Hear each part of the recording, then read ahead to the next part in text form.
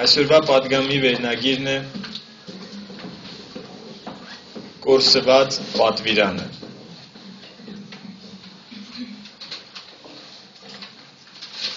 Նախորդ պատգամը, եթե հիշում եք, այսպիսին էր Տեր Հիսուսի խրատը։ Եվ մենք հայտնության 3:18-ում տեսանք, որ Տեր Հիսուսը մեզ խրատ էր տալիս, որ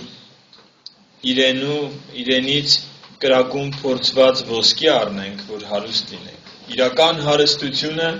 Հիսուս Քրիստոսի տված ոսկին է։ Ոչ թե այս երկրի ոսկին, ոչ թե գումարը, ոչ թե այս երկրի հարստությունը, այլ Քրիստոսի տված կրակով անցած ոսկին է իրական հարստությունը։ Եվ նաև տեսանք առաջին Կորինթացիս 3-րդ գլխում, եկեք ընթերցենք այս հատվածը, բացեք ինձ հետ միասին, առաջին Կորինթացիս 3-րդ գլուխ,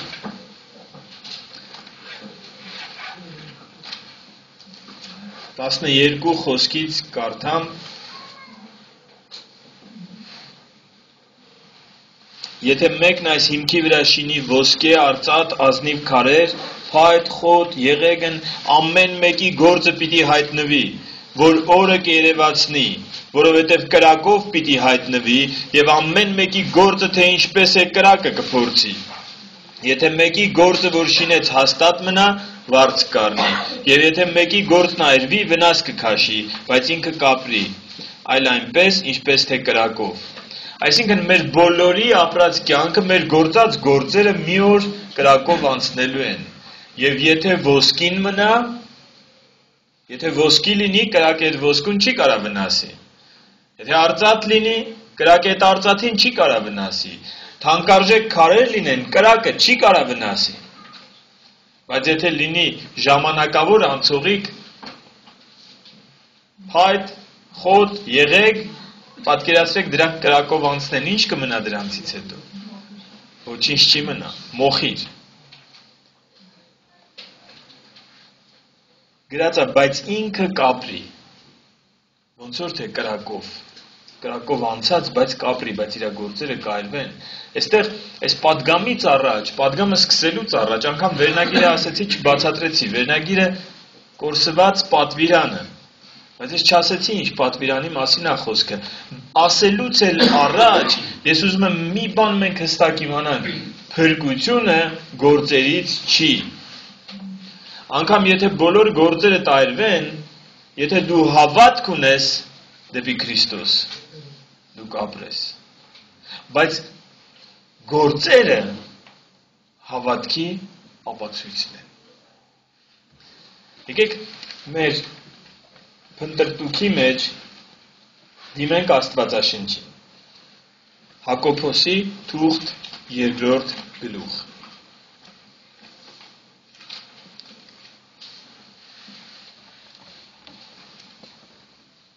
12-րդ խոսքից։ Այնպես խոսեք եւ այնպես անեք, որպես թե ազատության օրենքով եք դատվել։ Մենք ինչ ենք անում, մենք այս կյանքը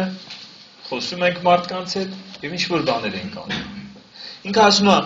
Հակոբոսը կամ Սուրբ Հոգին Հակոբոսի միջոցով մեզ հորդորում ասում է այնպես խոսեք եւ այնպես ապրեք, այնպես գործեք, որպես թե ազատության օրենքով եք դատվելու։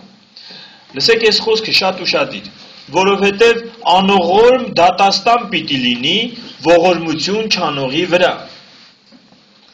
Եվ ողորմությունը պարծենում է դատաստանի դեմ։ Գիտեք, որ բոլորս մի օր կանգնելու ենք Աստծո առաջ։ Գիտեք, որն է կորսված պատվիրանը։ Ես ու Աննաքույրը չենք պայմանավորվել իրար հետ, որ ինքը ամբողջությամբ խոսում էր ողորմության մասին։ Ղուկաս 9:36 ահա մեր պատվիրանը։ Ողորմած եղեք, ինչպես ձեր հայրն էլ ողորմած է։ Ողորմած եղեք, ինչպես ձեր հայրն էլ ողորմած է։ Հստակ պատվիրան Աստծուց։ Եվ Հակոբոսը զգուշացնում է այստեղ, ասում է անողորմ դատաստան պիտի լինի ողորմություն չանողի վրա։ Ուզում եք իմանաք, ողորմություն անող եք թե չանող։ Ուզում եք։ Գիտեք, մենք դեռ ժամանակ ունենք։ Օրինակ դու գիտես, դու 10-րդ տվող ես, թե ոչ։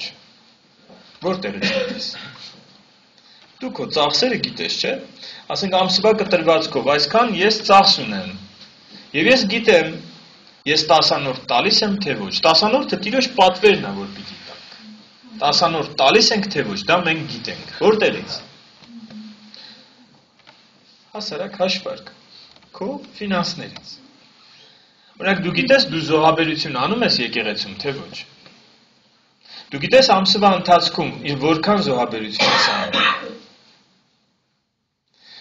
Ես գիտեմ, որ մարդիկ կան լուրջ չեն վերաբերվում Աստծո այս պատվիրաններին, բայց լսեք, ուրիշ բան եմ ես ասում հիմա։ Ոչ 10-րդի մասին եմ խոսելու եւ ոչ զոհաբերության։ Ես ասում եմ, կարող ես ամսվա կտրվածքով քո բյուջեից, քո ծախսերից առանձնացնես, թե որքան գումար ես հատկացնում ողորմությանը։ Եվ դու կտեսնես, դու ողորմած մարդ ես, թե ոչ։ Համաձայն եք, որ սա կորսված պատվիրան է։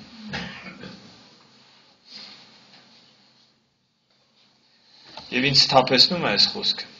Ես ուզում եմ, որ կանգնեմ դատաստանի օրը Տիրոջ առաջ, ես գիտեմ, որ ես արդար չեմ։ Ես գիտեմ, որ այդ օրը իր ողորմությունը եթե չգործեց, կապ չունի ես ինչեր եմ արել։ Եթե իր ողորմությունը չգործեց այդ օրը, ինձ համար շատ վատ է լինելու։ Բայց այստեղ գրած է, որովհետև անողորմ դատաստան պիտի լինի ողորմություն չանողի վրա։ Եվ ողորմությունը պարծենում է դատաստանի դեմ։ Այստեղ գրած չի 10-րդը պարծենում է դատաստանի դեմ։ Գրած չի եկեղեցում քո արած զոհաբերությունները կպարծենան դատաստանի դեմ։ Այստեղ գրած է ողորմությունը պարծենում է դատաստանի դեմ։ Մենք պատվիրան ունենք Տիրոջից։ Ղուկաս 9:36 Ողորմած եղեք, ինչպես ձեր հայրը ողորմած է։ Եկեք շարունակենք կարդալ եւ տեսնենք ինչի մասին է խոսքը։ Շարունակում է Հակոբոսը, երբ որ ասեց ողորմած եղեք, դրանից հետո շարունակում է ու բացատրում է, լսեք։ Ինչ է օգուտը եղբայրներ, եթե մեկ ասի թե հավատք ունի եւ գործ չունենա։ Միթե հավատքը կարող է ապրեսնել նրան։ Եթե մի եղբայր կամ քույր մերկ լինեն կամ օրվա կերակրի կարոտ, եւ ձեզանից մեկը ասի նրանց. գնացեք խաղաղությամբ, տաքացեք եւ կշտացեք, եւ նրա մարմնի պետք եկածը չտաք նրանց։ Օգուտն ինչ կլինի։ Այսպես էլ հավատքը, եթե գործ չունենա, ինքնըստինքյան մեռած է։ Բայց մեկը կասի դու հավատք ունես եւ ես գործ ունեմ։ Ցույց տուր ինձ քո հավատքը գործերից, ես էլ ցույց տամ քեզ իմ հավատքը իմ գործերից։ Դու հավատում ես թե մեկ է Աստված, լավ ես անում։ Դևերն էլ են հավատում եւ սարսափում։ Բայց կամենում ես գիտենալով դատարկ մարդ, որ հավատքը առանց գործերի մեռած է։ Մեր հայր Աբրահամը չէ որ գործերով արդարացավ իր որդի Իսահակին պատարագ հանելով սեղանի վրա։ Տեսնում ես, որ հավատքը նրա գործերի հետ միասին գործեց։ Եվ այն գործերով հավատքը կատարյալ եղավ։ Գործերով հավատքը կատարյալ եղավ։ Եվ կատարվեցավ գրքի խոսքը, որ ասում է. եւ Աբրահամը հավատաց Աստծուն, եւ արդարություն համարվեցավ նրա համար, եւ Աստծո բարեկամ կոչվեց։ Արդ տեսնում եք, որ մարդ գործերով է արդարանում եւ ոչ միայն հավատքով։ Նույնպես էլ Ռախաբ պոռնիկը չէ որ գործերով արդարացավ, երբ որ լրտեսներին իրեն մոտ առավ եւ ուրիշ ճանապարհով արձակեց, որովհետեւ ինչպես որ մարմինն առանց հոգու մեռած է, այնպես էլ հավատքը առանց գործերի մեռած է։ Անողորմ դատաստան է լինելու ողորմություն չանողների վրա։ Աստված մեզ ազատի այսպիսի դատաստանից։ Հռոմեացիների 13-րդ գլուխ 8-ից 10 խոսքերը։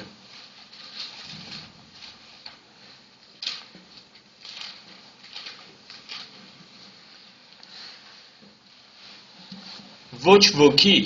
ոչինչ պարտական չմնաք, բացի իրար սիրելուց։ Որովհետև ընկերին սիրողը օրենքը կատարել է։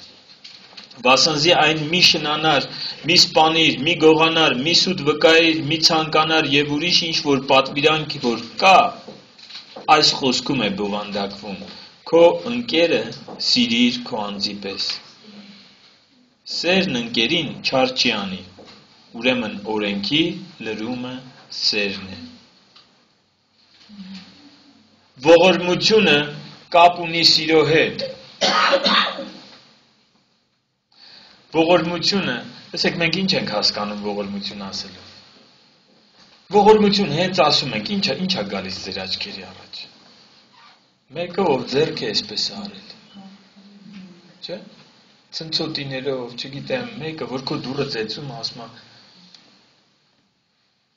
մատաղի փող ենք հավաքում։ Կամ մեկ ուրիշ բան, փողոցում մեկը մոտենում է ու ձեռքի մեջ որ աման կա այսպես շխշխկացնելով, կամ մեկը որ նստած է երեխեն գիրկը փողոցում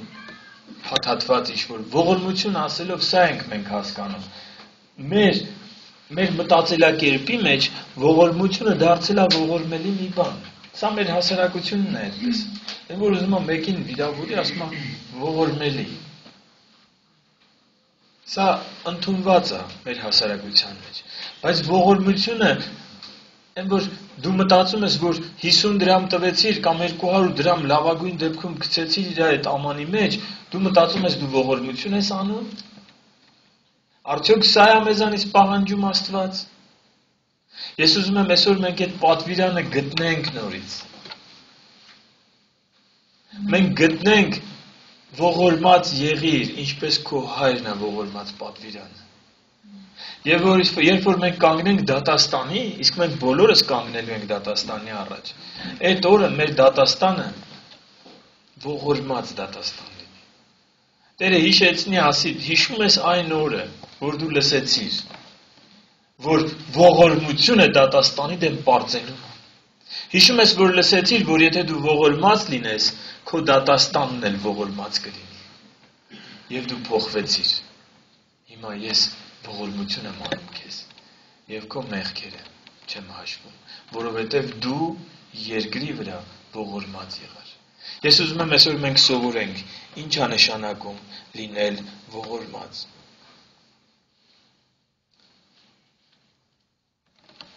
Անողորմ դատաստան պիտի լինի ողորմություն չանողի վրա։ Ինչ է ողորմությունը։ Մենք ասեցինք մեր պատկերացումը, բայց եկեք Աստվածաշունչը թույլ տա հասկանանք։ Ինչ է ողորմությունը։ Մատթեոսի ավետարան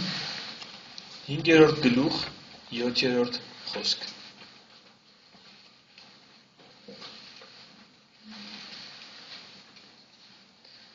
Երանի ողորմածներին, որ նրանք ողորմություն կգտնեն։ Ես ուզում եմ իմանալ, ինչ է նշանակում ողորմած։ Մատթեոսի ավետարան 5-րդ գլուխ 13-ից 16 խոսքերը. Դուք երկրի աղն եք։ Եթե աղը անհամանա, ինչով կաղանվի։ Այլևս ոչինչի պետք չի միայն թե դուրս գցվի եւ մարդկանցից ոտնակոխ լինի։ Դուք աշխարհի լույսն եք։ Մի քաղաք, որ կենում է սարի վրա, կարող չէ թաքչվել, եւ ճրագը չեն վառի դնի գրվանի տակ, այդ ճրագակալի վրա, եւ նա լույս կտա ամենին, որ տան մեջ են։ Ինչա ողորմությունը։ Երբ որ դու աղ ես, եւ քո շրջապատում համ ես տալիս։ Դու փոխում ես քո շրջապատը։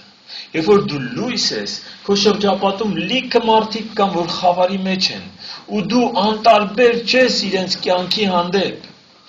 իրենց ճակատագրի հանդեպ, դու անտարբեր չես իրենց կարիքի հանդեպ։ Եթե քո շրջապատում կա մեկը, որ սոված է, դու անտարբեր չես այդ սովածի հանդեպ։ Եթե քո շրջապատում կա մեկը, որ հիվանդ է, դու անտարբեր չես։ Դու քո հնարավորությունների չափով, չեմ ասում, իրան, ես իմ ինչերա պետք ու դու չես կարողանում անես, քո հնարավորությունների չափով, քո բյուջեի չափով, կարողանում ես օգտակար դնել։ Նայեք ինչ էր ասում խոսքը, Հակոբոս հստակ զգուշացնում է, ինչ ենք մենք անընդհատ ֆինանսներով արտահայտում սա։ Հակոբոս ասում է, եթե մեկը մի կարիքի մեջ է, եթե սոված է, իր համար աղոթք անես, ասես գնա խաղաղությունով։ Սա ոչինչ է։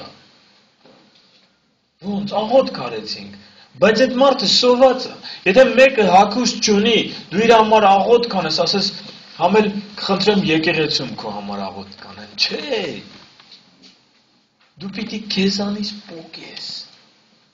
Շատերն ասում են, եկեղեցին պարտավոր է դա անի։ Եկեղեցին ով է սիրելի մեզ։ Եկեղեցին մենք ենք։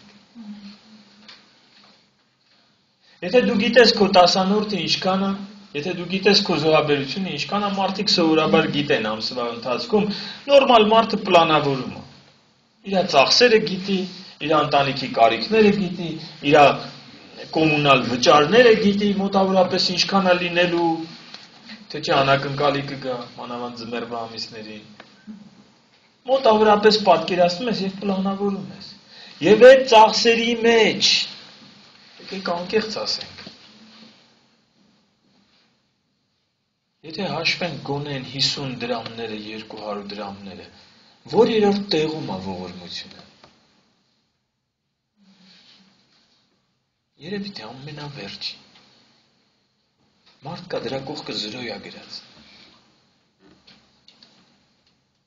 Եթե մեկը կարիք ունի, դու չես կարա իր համար աղոթես ու ասես հաջողություն։ Եթե դա հոգևոր կարիք է, նորմալ է, բայց եթե նյութական կարիք է,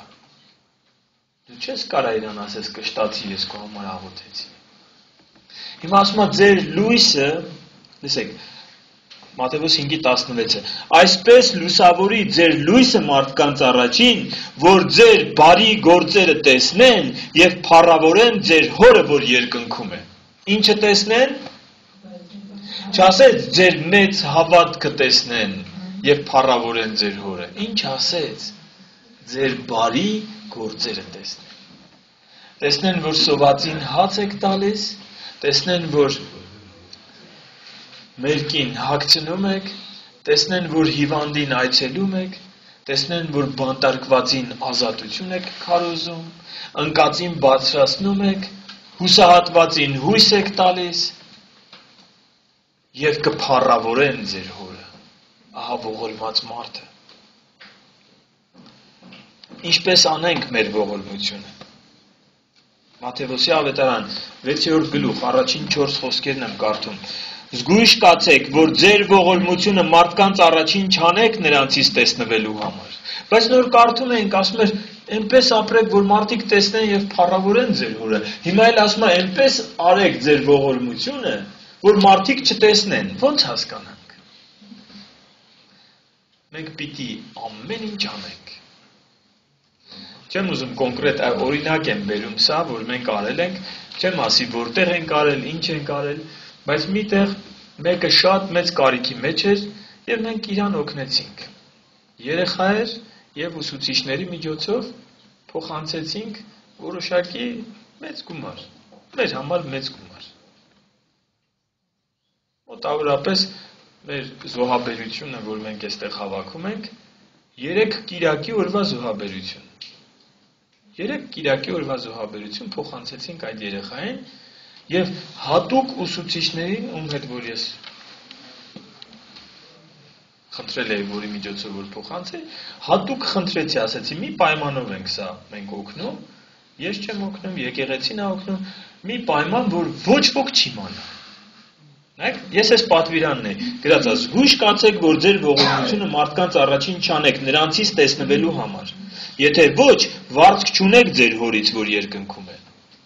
Արդ երբ որ ողորմություն անես, փող մի հնչեցնիր քո առաջին, ինչպես կեղծավորներն են անում ժողովարանների մեջ եւ փողոցների մեջ, որ փառավորվեն մարդկանցից։ Ճշմարիտ ասում եմ ձեզ, նրանք իրենց վարձքն առած են, բայց դու երբ որ ողորմություն անես, թող չիմանա քո ձախ ձեռքը, թե ինչ է գործում քո աջը, որպեսզի քո ողորմությունը ծածուկ լինի եւ քո հայրը, որ ծածուկ տեղը տեսնում է, հայտնապես հատուկը հատուցանի քեզ։ Այս խոսքերի հիման վրա ես խնդրեցի, որ ոչ ոք չիմանա։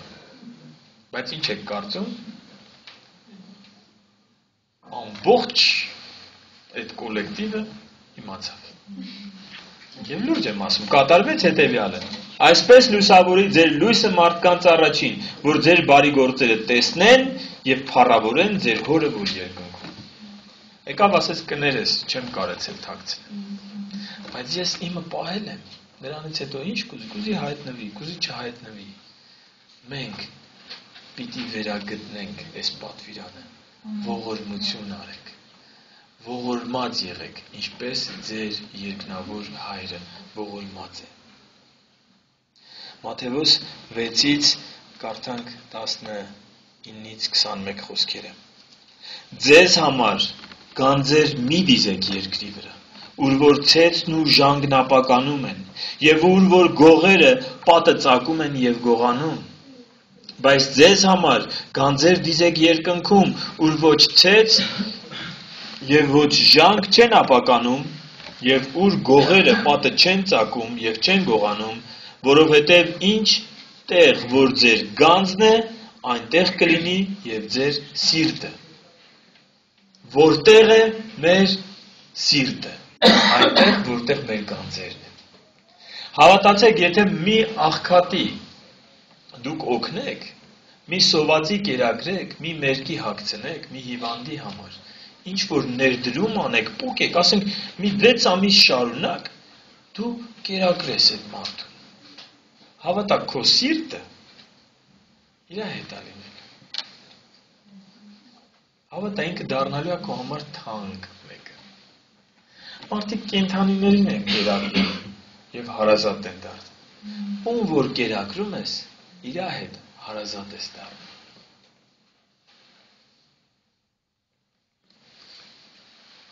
Եվ խոսքն ասում է, որ սա գանձ է երկնքում դիզնում։ Երբ որ դու քո գումարը դնում ես ողորմության վրա, երկնքում քո հաշվին գանձը ավելանում։ Եվ քո սիրտը արդեն ընդեղ է լինելու։ Իսկ եթե ստեղ ես գանձեր կուտակում, մարդիկ կան սև օրվա համար պաշարներ, նեղ օրվա համար պաշարներ են կուտակում, քո սիրտը տեղ է լինելու։ Դու անընդհատ սպասելու ես նեղ օրվա, եւ նեղ օրը գալու է, եւ պաշարը չի հերիքելու։ Իսկ եթե դու երկնքում գանձեր դիզես, նեղ օրդ կգա, երկնքից գանձերի Տերը կմիջամտի։ Այնպես չի, որ նեղ օր չի լինելու։ Մատթեոսի ավետարան 9-րդ գլուխ։ Եկեք տեսնենք ինչ է ողորմությունը։ Արդյոք միայն ֆինանսներն է ողորմությունը։ 10-ից 13 խոսքերը։ Արդ եղավ, երբ որ նա տանը սեղանի վրա նստած էր, ահա շատ մաքսավորներ եւ մեղավորներ եկել բազմել էին Հիսուսի եւ նրա աշակերտների հետ, եւ փարիսեցիները տեսնելով նրա աշակերտներին ասեցին. «Ինչու համար ձեր վարդապետը ուտում է մաքսավորների եւ մեղավորների հետ»։ Բայց երբ որ Հիսուսը լսեց նրանց, ասեց. «Առողջները բժշկի կարոտ չեն, այլ հիվանդները։ Գնացեք սովորեցեք, թե ինչ է նշանակում ողորմություն եմ կամենում եւ ոչ զոհ, որովհետեւ ես չեմ եկել արդարներին կանչելու, այլ մեղավորներին ապաշխարության։ Գնացեք սովորեք, ողորմություն եմ կամենում»։ Այսօր շատերը ասում են եկեղեցաբերություն են անում, շատ լավ է որ զոհաբերություն եք անում։ Շատ լավ։ Բայց եկեղեցում նաև տասանորդ ենք տալիս, շատ լավ եք անում, որովհետև Տիրոջ պատվերն է եւ ասում է ով չտա տասանորդ գողանում է ինձանից։ Խաբում եք ինձ, ասում է, եթե տասանորդ չեք տալիս, որովհետև ձեր եկամտի 1/10 մասը պիտի եկեղեցու գանձանակին լինի։ Բայց այստեղ մի բան է ասում է տասանորդից էլ, զոհաբերությունից էլ ես ավելի կարևորում եմ ողորմությունը։ Ողորմություն եմ կամենում եւ ոչ զոհ։ Հիսուսին մեղադրում էին, մեր Տիրոջը մեղադրում էին, ասում էին ինքը նայում հետ է նստում։ Ասում են, բա ում հետ նստեմ։ Նստեմ նրանց հետ, ովքեր շատ ուժեղ են հավատքի մեջ, նրանց հետ նստեմ։ Մարդիկ ասում են, քո մակարդակ, դու վարդապետ ես, քո մակարդակի մարդկանց հետ շփվի։ Հիսուսը ասում է, ես եկել եմ ամենացածրերի հետ շփվեմ։ Ես չեմ ամաչում։ Մարդ այս ականջները լսել են, ասել է, Եթե այդ եկեղեցի այսպիսի մարդ է գալիս, ես չեմ գա։ Այսինքն ես ու ինքը նույն նստարանին նստենք, sense ոնց կլինի։ Այստեղ է խոսքը, որ Հիսուս ասեց առողջներին բժիշկ պետք չի։ Այսպիսի մարդուն Հիսուս պետք չի։ Եթե ինքը այնքան լավն է տեսնում իրան, որ չի ուզում մի նստարանին նստի այն մեղավորի հետ, այսպիսի մարդուն Հիսուսը պետք չի։ Հիսուսն ասում է, ես ողորմություն եմ կամենում։ Ողորմած եղեք, ինչպես ձեր երկնավոր հայրն է ողորմած։ Գնացեք եւ սովորեք, թե ինչ է ողորմություն եմ կամենում եւ ոչ զոհ։ Մատթեոսի ավետարան 12-րդ գլուխ 7-րդ խոսքում նույն միտքն է ասում Տերը, բայց ուրիշ առիթով։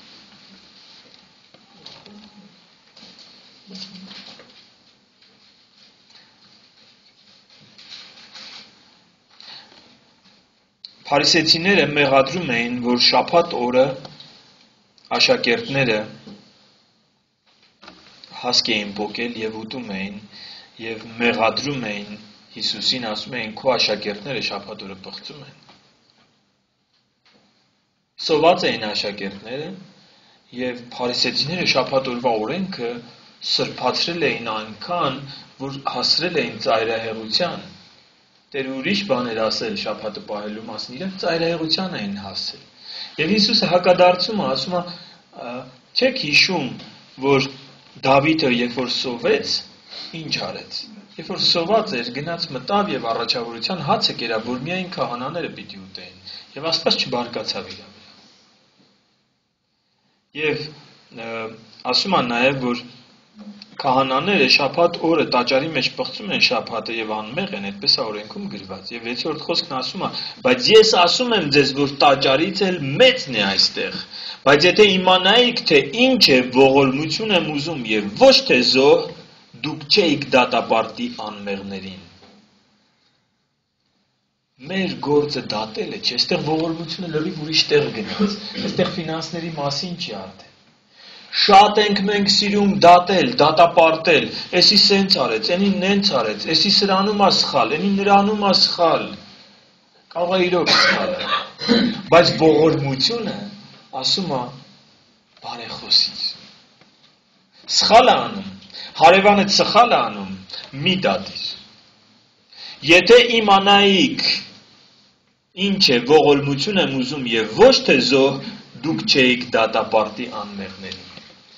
Եկեք բոլորս ընդունենք, որ մենք դատավորը չենք, դատավորը երկնքում է, եւ ինքը արդար դատավոր է, եւ մենք սրան ու նրան մեր հասկացած օրենքով չպիտի դատենք, դատաստանը թողենք դատավորին, ողորմություն անող մարդը, նայեք մի բան եմ ես հասկացել, երբ որ Աստվածաշունչն ասում է, քչի մեջ հավատարիմը շատի մեջ էլ հավատարիմ կլինի։ Այդ որ ասում է քչի մեջ, ինչի նկատի ունի, հիշում եք։ Որ ասում է փոքր բանի մեջ հավատարիմ լինեք, ինչի մասին է խոսում։ Հիշում եք տեղը։ Փողի մասին է խոսում։ Այնտեղ է, որ ասում է անիրավ մամոնայից ձեզ ընկերներ արեք, խոսում է փողի մասին, հետո ասում է եթե փողի մեջ հավատարիմ չեք, եթե օտար բանի մեջ հավատարիմ չեք, իրականը ձեզ ով կտա։ Եթե մարմնավորի մեջ հավատարիմ չեք, հոգևորը ձեզ ով կտա։ Փոքր բանը դա փողն է։ Այս հոգևոր աշխարհում ամենացածր բանը փողն է։ Եվ հիմա ողորմության հարցում, եթե մենք ֆինանսական ողորմության մեջ հավատարիմ չենք, եթե մեր ողորմությունը մեր ծախսերի ամենաներքևում է, ինչ հոգևոր ողորմության մասին է խոսքը։ Մենք աչ ու ձախ դատելու ենք, բոլորին սխալ ենք անելու, բոլորին եթե չհանենք, գոնե մեր աչքի առաջ ունենք որոշակի մարդիկ, ում կողքը խաչ ենք դնում, ասում ենք սրանք հոգևոր չեն, սրանք սխալ են, եկեք չդատենք, եկեք սովորենք քչի մեջ, որ շատի մեջ էլ ողորմած լինենք, ողորմած եղեք, ահա պատվիրանը, ողորմած եղեք, ինչպես ձեր հայրն է, ողորմած։ Լուկաս 6:36 Ես անընդհատ ասել եմ այս խոսքը, որպեսզի տպավորվի մեր մտքերի մեջ։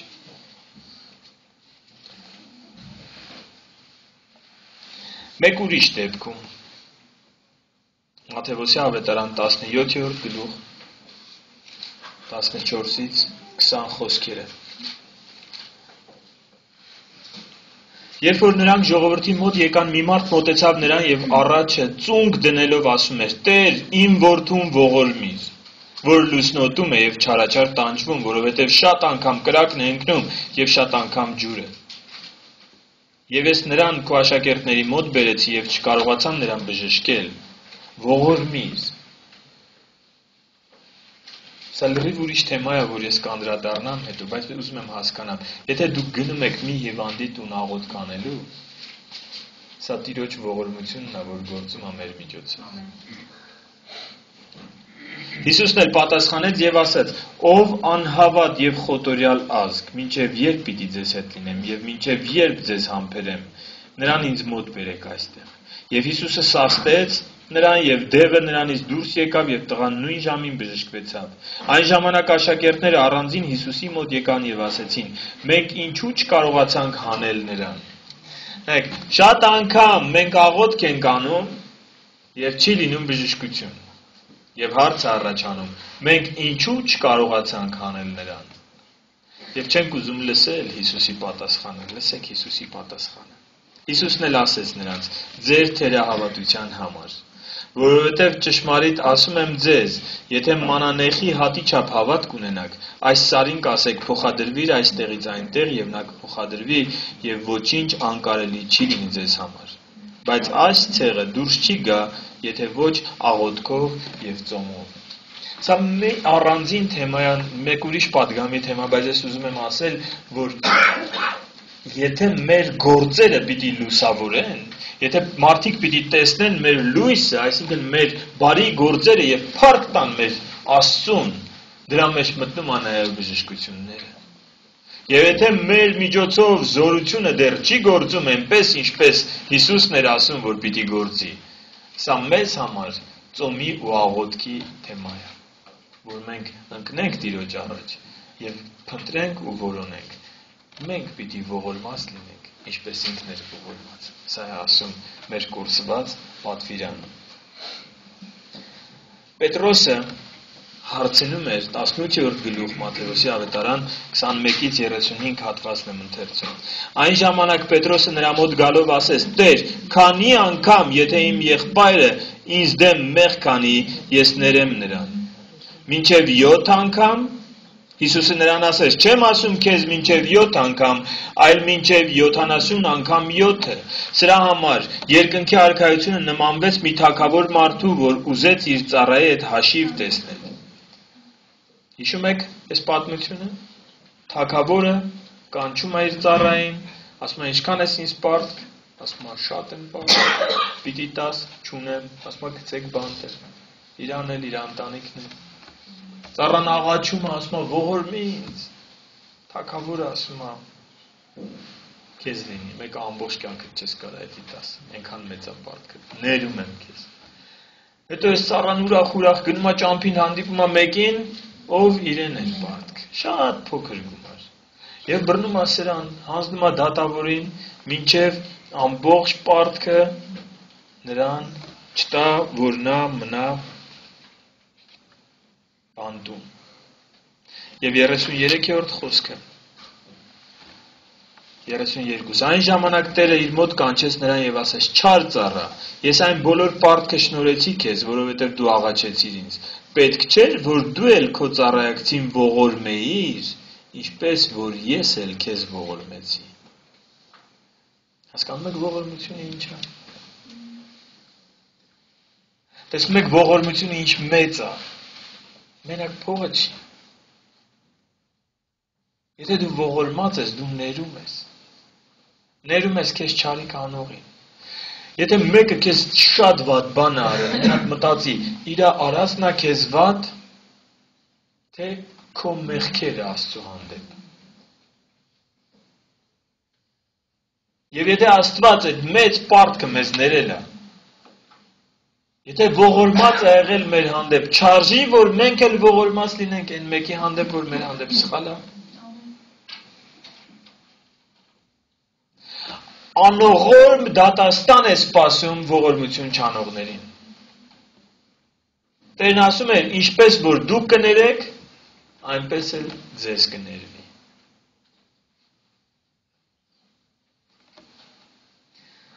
19-րդ գլխում 21-րդ խոսքում պատմությունը մեկ ուրիշ պատմություն։ Պատանին եկավ հարուստ եւ ասում էր ուզում եմ քո աշակերտը լինել։ Ասում էր ինչ անեմ որ հավիտենական կյանք ունենամ եւ ասեց բոլոր պատվիրաններն ասեց պատվիրանները պահեր ինքն էլ ասեց բոլոր պատվիրանները պահում եմ սկսեց թվարկել մի սպանիրը, մի շնանարը, մի գողանարը, սուտ մի վկայիր, պատվիր քո հորն ու մորը, սիրիր քո ընկերոջը, քո անձի պես, այս բոլորը պահում եմ։ Հիսուսն էլ ասեց, եթե կամենում ես կատարյալ լինել, գնա ունեցածը ծախի եւ տուր աղքատներին, որ գանձ ունենաս երկնքում եւ եկ հետեւիր ինձ։ Ես ուզում եմ հստակ մենք հասկանանք, ողորմությունը նա չի, որ դու 200 դրամ տվեցիր ինչ-որ մեկին։ Ողորմությունը, ուզում եք շատ պրակտիկ ձևով, գործնական ձևով ասեմ ինչա ողորմությունը։ Մեր շրջապատում կան կարիքավոր մարդիկ։ Կարող ես քո շրջապատում, քո հարևանների մեջ։ Ես գիտեմ, որ դուք էլ եք կարիքի մեջ։ Բայց հաստատ կան ձեզանից ավելի կարիքավորները։ Հաստատ։ Փորձի մեկի հետ մտերիմ անես։ Ասենք ամառվանից պահածո ունես փակած։ 2 բանկատար նվեր տուր։ Փորձեք դա անեք պարբերաբար։ Լվացքի փոշի ես առել, կեսը տար տուր իրան։ Կարող ամեն ամիս չկարողանաս, բայց հո կարողանաս երբեմն։ Հաց ես առնում 3 հատ։ Անծանոթին այսօր հաց էի առնում, պարզ զգացվում է, միկին հաց էր առնում ու հին հացը էժան են տալիս կես գնով, 100 դրամ են տալիս հին հացը։ Ինքը հին հաց էր առնում ու ինքան վատ էր զգում, ինքը իրան արդարանում էր այդ վաճառողին, մոտ ասում էր ես դիետա եմ պահում, ինձ հին հաց ա պետք, բայց զգացվում էր իրանից, որ համ արժանապատիվ կին է, համ գումար չունի։ Զգացվում էր իրանից, համ շատ վատ ազգում որ հին հաց է։ Այսպիսի մարդուն չես կարա, ես չէի կարա իրան ասեի, ինքը կվիրավորվեր, կասեր չէ, ինչ ես ասում։ Բայց երբ որ ինքը քո հարևանն է, եւ դու առնում ես ու տանում ես, ասենք 5 կիլոգրամանոց ալյուր ես իրան տալիս, ասում ես ոչինչ, հետո կունենաս կտաս, հետից ասում ես որ վերցնի, հաստատ դու չես ակնկալում։ Սա ողորմություն է։ Այն 200 դրամը կամ 50 դրամը որ տալիս ենք այն հարբեցողներին կամ չի, ես չեմ ասում մի տվեք։ Սա էլ է ողորմություն, բայց դա ողորմությունը չի ինչ որ Տերն է ասում։ Իրանք այդ հավաքողները ձեզանից շատ աշխատավարձ են ստանում։ Բայց մի ուրիշ կողմից Տերն ասում է ուզողին տուր, եթե ես չեմ ասում մի տուր։ Բայց ողորմությունը ուրիշ է, երբ որ դու գիտես կարիքի մեջ լինողին եւ օգնում ես, կամենում ես կատարյալ լինել, քո ունեցվածքից, քչից քիչ, շատից շատ, քո ունեցվածքից բաժին հանիր աղքատների համար։ Հիշում եք Մատթեոսի 25-րդ գլխում Տերը, որ գալիս է եւ բաժանում է այծերին, բաժանում է ոչխարներից, սա խորհրդանշում է անհնազանդներին եւ հնազանդներին բաժանելը եւ գրված է 34-րդ խոսքում, որ այն ժամանակ թագավորը կասի իր աջ կողմիններին եկեք ով իմ հոր օրհնածներ, ժառանգեք աշխարհի սկզբից ձեզ համար պատրաստված թագավորությունը, որովհետև ես սովեցի եւ դուք ինձ տվեցիք ուտել, ծարավեցի եւ խմեցիք ինձ, օտար է եւ ինձ ձեզ մոտ առաք, մերկ է եւ հագցրիք ինձ, հիվանդ է եւ ինձ այցելեցիք, բանտի մեջ է եւ ինձ մոտ եկաք։ Այն ժամանակ արդարները կպատասխանեն եւ կասեն նրան. Տեր, երբ տեսանք քեզ սոված եւ կերակրեցինք կամ ծարավ եւ խմեցրինք, Երբ տեսան քեզ օտար եւ մեզ մոտ առան կամ մերկ եւ հագցրինք, երբ տեսան քեզ հիվանդ կամ բանտի մեջ եւ եկան քեզ մոտ, թագավորն էլ կպատասխանի եւ կասի նրանց. ճշմարիտ ասում եմ ձեզ, որովհետեւ այս իմ փոքր եղբայրներից մեկին արեցիք, ինձ արեցիք։ Էլ ոնց ասի Տերը, դատաստանի օրն ասա։ Դատաստանի օրը չի ասելու, քանի անգամ եկեղեցի եկար, քանի անգամ Աստվածաշունչը կարդացիր, ինչքան զոհաբերություն արեցիր եկեղեցում։ Եթե սրանք չանես, ուրեմն չես հավատում իր խոսքին։ Բայց դատաստանի օրը ողորմությունն է պարծենալու։ Ասեք, ես ուզում եմ մենք պատրաստ լինենք դատաստան։ Դատաստանի օրը ողորմությունն է պարծենալու, որովհետև Հիսուսն ասել է, հա, քեզ լավ գիտեմ։ Ես սոված էի, դու ամեն օր գալիս էիր, ինձ կերակրում էիր։ Այն մեկին կասի, ես քեզ շատ լավ հիշում եմ, ես հիվանդ պարկած էի, ճիշտ է փող ունեի, բայց մարդ չկար, որ գնար հաց առներ, գար եւ ինձ ճաշ սարքեր, բայց դու գալիս էիր եւ ինձ հաց էիր առնում եւ ինձ օգնում էիր։ Հիվանդ էի եւ դու եկար այցի։ Բանտում էի, եկար ինձ տենալու, եկար ինձ մխիթարելու։ Սուքի մեջ էի, մեծ կորուստ էր եղել իմ կյանքում։ Դու եկար եւ ինձ քաջալերեցիր։ Հրաշալի չէ արդյոք։ Ինչ ենք ասելու մեր Տիրոջը։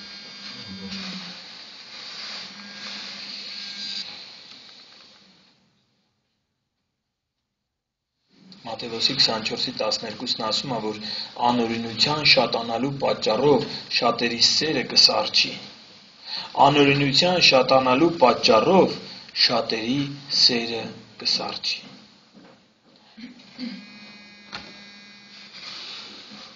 Սերը, որ սառչում է, ողորմությունը անհետանում է։ Երբ որ կա սեր, կա ողորմություն։ Ողորմություն չեն անում, հիմա դուք եթե մտածեք, ես սկսեմ ողորմություն անել, որովհետև դատաստանի օրը Տերը ինձ կասի, ինձ այցելեցիր, ինձ կերակրեցիր, ինձ հագցրեցիր, այդ ողորմությունը երկար չես կարող անես։ Եթե սերը չի շարժողը, ողորմությունը ձևական է։ Իսկ եթե սերն է շարժողը, ողորմությունը հարատև է եւ ողորմությունը գործում է։ Հոբի 6:14-ն ասում է, շատ հետաքրքիր խոսք է, ինքը պատասխանում է այն հարցին, թե ում է պետք ողորմել, հա? Շատերը ինչ են ասում։ Ասում են, էսի չարժի, որ ես արժան չի, որ ես իրան օգնեմ, հա, ողորմել բառը մի քիչ լավ չի, ինչու՞ օգնեմ։ Նայեք 6:14-ում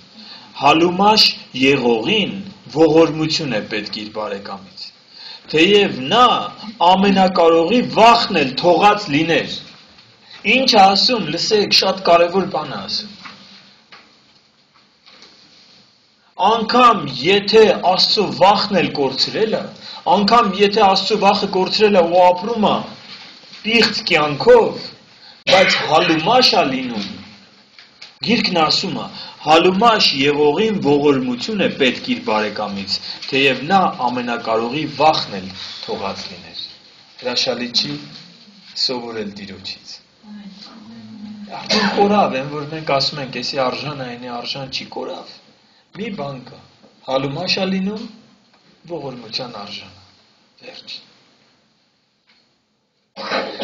Մի քանի խոսքեր եմ ուզում կարդալ Աստվածաշնչից, ուղղակի ողորմության կարևորության վերաբերյալ։ Միքիա 6:8 խոսք։ Տերն ինչ է ուզում քեզանից։ Հստակ, ինչ է ուզում Տերը քեզանից, գիտես։ Դե լսի։ Իրավունք, ողորմություն եւ Աստծո հետ խոնարհություն։ Իրավունք, ողորմություն եւ Աստծո հետ խոնարհություն։ Ղուկաս 11:41-ը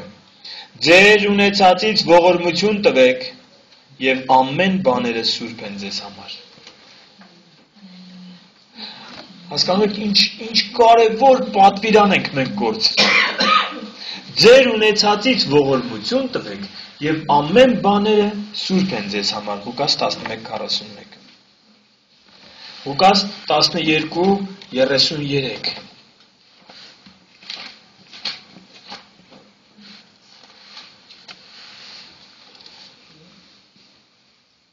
Ձեր ստացվածքը ծախեցեք եւ ողորմություն տվեք, ձեզ համար չհնացող քսակներ շինեք եւ անպակաս գանձ երկնքում, որտեղ գող չի մոտենում եւ ոչ էլ ցեց է ապականում։ Հստակ ասում է, գանձը երկնքում ոնց ենք դիզում։ Ոնց են գանձը երկնքում դիզում։ Փողով։ Նայեք ինչ ասում, ասում է ձեր ստացվածքից ծախեցեք, ողորմություն տվեք, ձեզ համար չհնացող քսակներ շինեցեք անպակաս գանձ երկնքում, որտեղ գող չի մոտենում, ոչ էլ ցեց է ապականում։ Որովհետև որտեղ որ ձեր գանձն է, այնտեղ էլ ձեր սրտերը կլինեն։ Առակաց 20:28 ողորմությունը եւ ճշմարտությունը պահում են թագավորին։ Գործք առաքելոց 10-րդ գլխում հետաքրքիր դաս կա այստեղ խոսում է Աստվածաշունչը Կորնելիոսի մասին եւ երկրորդ խոսքը 10-րդ գլուխ երկրորդ խոսքն ասում է որ առաջին ասում է Կեսարիայում մի մարդ կար անունը Կորնելիոս հարուրապետ իտալացի կոչված գնդից բարեպաշտ եւ Աստվածավախ իր բոլոր տնով եւ շատ ողորմություններ էր անում ժողովրդին եւ ամեն ժամանակ աղոթք էր անում դեպի Աստված։ 4-րդ խոսքում գրված է որ երբ որ հրեշտակը գալիս է իրան ինչ ասում քո աղոթքները եւ քո ողորմությունները վեր ելան Աստծո առաջին։ Լսի Կորնելիոսը աղոթում էր։ Ես մի բան եմ ուզում այստեղ հասկանալ։ Կարող է մեր ողորմություններն են մեր աղոթքները վեր տանում։ Կարող է որ շատ աղոթքներ վեր չեն բարձրանում։ Դա նրանից է որ ողորմությունը վերջի տեղում է մեր կյանքում։ Գիտեք ինչի եմ sense մտածում, որովհետև 31-րդ խոսքում, երբ որ արդեն Պետրոսն է գալիս, ասում է հետևյալը Կորնելիոս, քո աղոթքը լսվեցավ եւ քո ողորմությունները հիշվեցան Աստծո առաջ։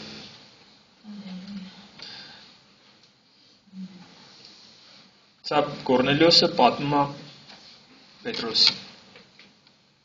որ հրեշտակը այսպես ասել իրան։ Կամ Գործք 9-ում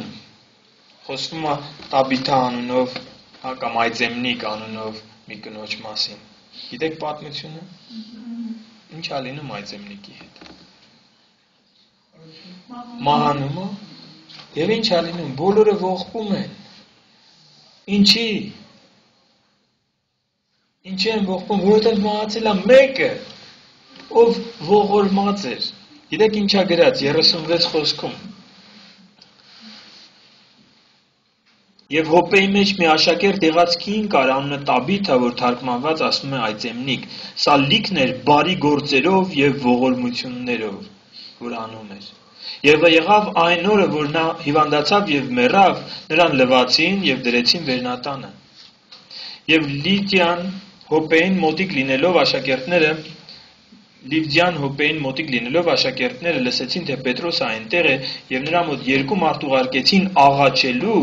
որ չուշանա նրանց մոտ գալու եւ Պետրոսը վեր կացավ, եկավ նրանց հետ եւ երբ որ եկավ նրան հանեցին այն վերնատունը, որ եւ ամեն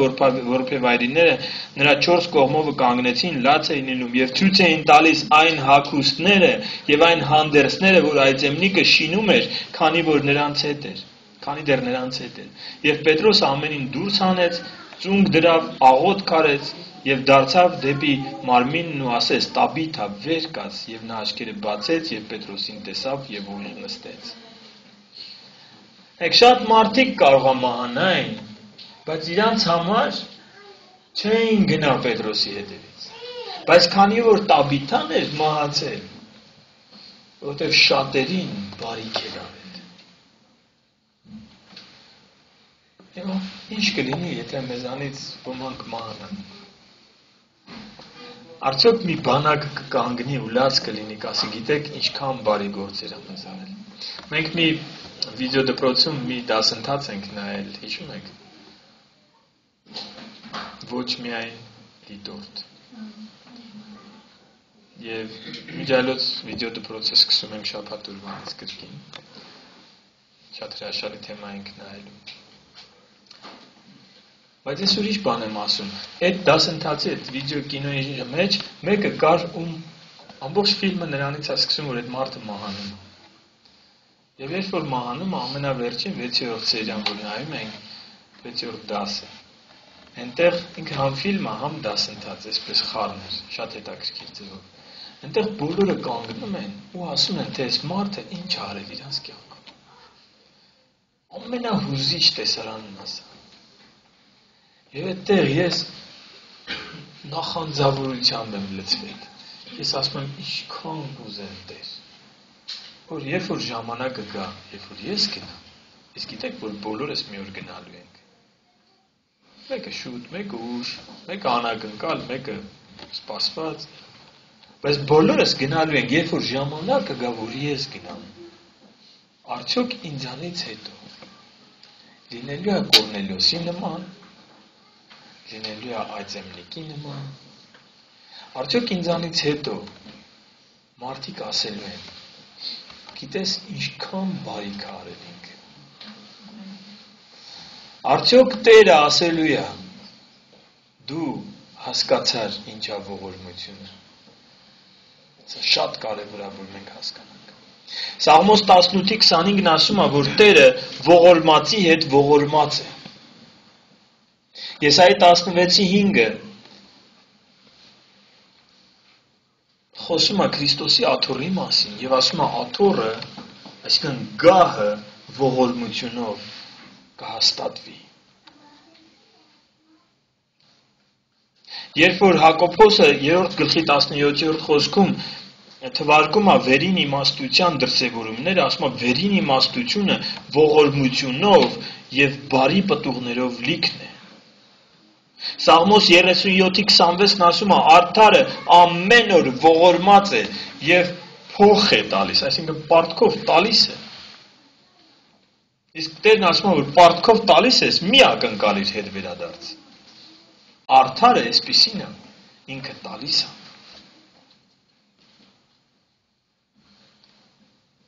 Առակաց 11:17-ն ասում է, ողորմած մարդը իր անձին լավություն կանի։ Առակաց 21:21-ը արդարության եւ ողորմության հետևողը կգտնի կյանք,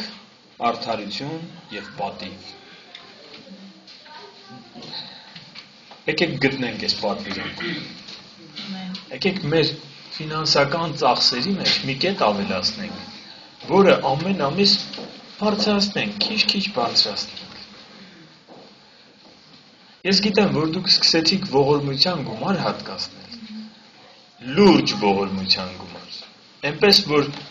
մի բան է, որ ոնց է, որ քո հարազատին, որ սիրում ես, ասեմ, քո երեխային, ոնց կօգնեիր։ Այդպես օգնես ինչ-որ մեկին։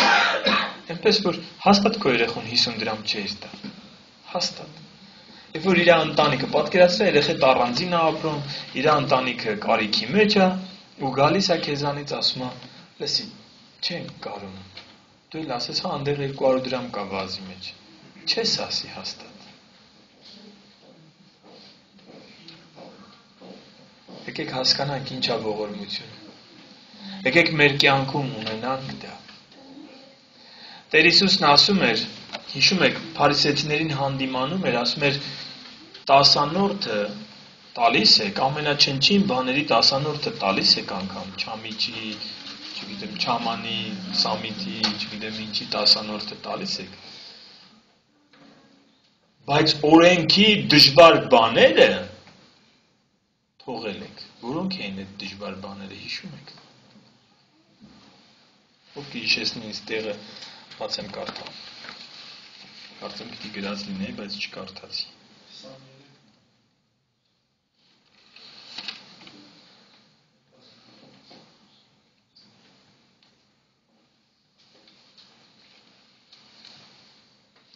Մատթեոս 23:23 կարդանք սա։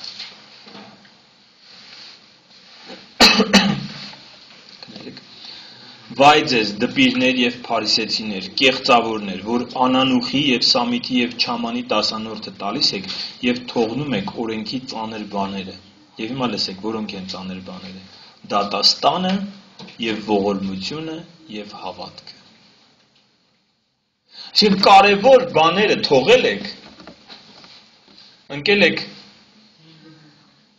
ոչ այնքան կարևորի հետևից, բայց այստեղ շատ ուշադիր պիտի լինենք։ Բոլոր նրանք, ովքեր տասանորդ չեն տալիս, լսեք հաջորդ խոսքերը։ Սա պետք էր անել եւ նա չթողնել։ Այսինքն, որ տասանորդ եք, որ ասում եմ ոչ կարևոր, չեմ ասում դա կարևոր չի։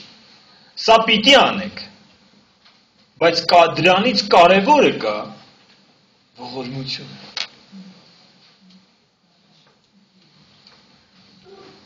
Ես հուսով եմ սխալ չեմ քարոզում։ Եկեք մի հատ էլ կարդամ, դուք ինքներդ ասեք, սխալ եմ քարոզում, չէ՞ ոչ։ Անանուխի, սամիթի եւ չամանի տասանորդը տալիս եք եւ թողում եք օրենքի ծանր բաները, դատաստանը եւ ողորմությունը եւ հավատքը։ Սա պետք էր անել եւ նա չթողներ։ Կույր առաջնորդներ, որ մժեղը քամում եք, բայց ուխտը կուլ եք տալիս։ Վայ ձեզ դպիրներ եւ փարիսեցիներ եւ կեղծավորներ, որ մաքրում եք բաժակի եւ սկավառակի դրսի կոմը, բայց ներսևանց լիքն եք հափշտակությունով եւ անիրավությունով։ Դուրսը մաքրում ենք, որովհետեւ եթե ես տասանորդ չտամ, եկեղեցուն կիմանամ, որ ես տասանորդ չեմ տալիս։ Բայց այ որ ողորմություն չտամ, ոչ ոք չի իմանա։ Ով կիմանա այս պատգամից հետո ես ողորմություն տալիս եմ, թե կամ դու ողորմություն սկսեցիր տալ, թե չէ։ Որովհետև գրված է աջ ձեռքը չիմանա ձախի ինչ անի։ Դա ներսն է։ Դուրսը մենք մաքրում ենք, բայց ներսը ավելի կարևոր է, քան թե դուրսը։ Եկեք գտնենք այս պատվիրը։ Ողորմած եղեք։ Ղուկաս 9:36 ողորմած եղեք, ինչպես ձեր հայրն էլ ողորմած է։ Ամեն։ Կանգնենք աղոթքի։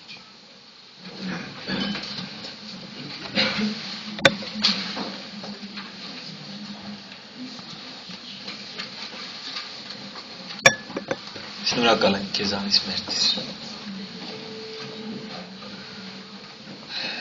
Շնորհակալ ենք, որ դատաստանի օրը չենք լսում այս խոսքերը, Տեր։ Շնորհակալ ենք, որ դեռ ժամանակ ունենք շտկելու մեր սխալները, Տեր։ Շնորհակալ ենք, Տեր, որ սովորեցնում ու պատրաստում ես մեզ այն օրվան, որ կկանգնենք քո առաջ, Տեր։ Եվ կապ չունի ով ինչքան հնարավորություն ունի, Տեր։ Որովհետև այն կնոջ երկու լուման ամենամեծն էր, Տեր։ Ամենամեծ զոհաբերությունն էր քո աչքին։ Եվ մեզանից եթե մարդիկ կան, որ չունեն հնարավորություն, հաստատ կարող են ինչ-որ բան բաժնեկցել իրենցից ավելի վատ վիճակում գտնվողների հետ։ Իսկ ովքեր որ ունեն հնարավորություն, Տեր, խնդրում եմ, որ ինչպես տասանորդն ես դրել պատվեր, ինչպես զոհաբերությունը եկեղեցում պատվեր է, Տեր, դրանցից ավելի մեծ կարևորություն դնես ողորմության վրա, իմ Աստված։ Խնդրում եմ, որ քո հոգին հիմա խոսի մեր սրտերի հետ։ Խնդրում եմ, որ այս պատգամը միայն խոսքեր չլինեն, որ լսեցինք ու անցավ, այլ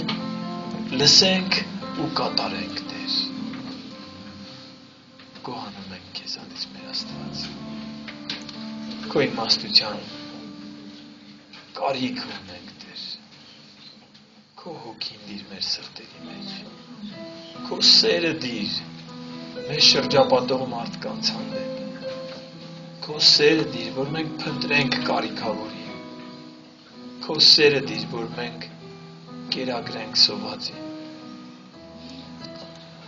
Քո սերը դիր, Տեր, որ ամեն մարդ, որ լսեց այս պատգամը, միանա քո եկեղեցուն, Տեր։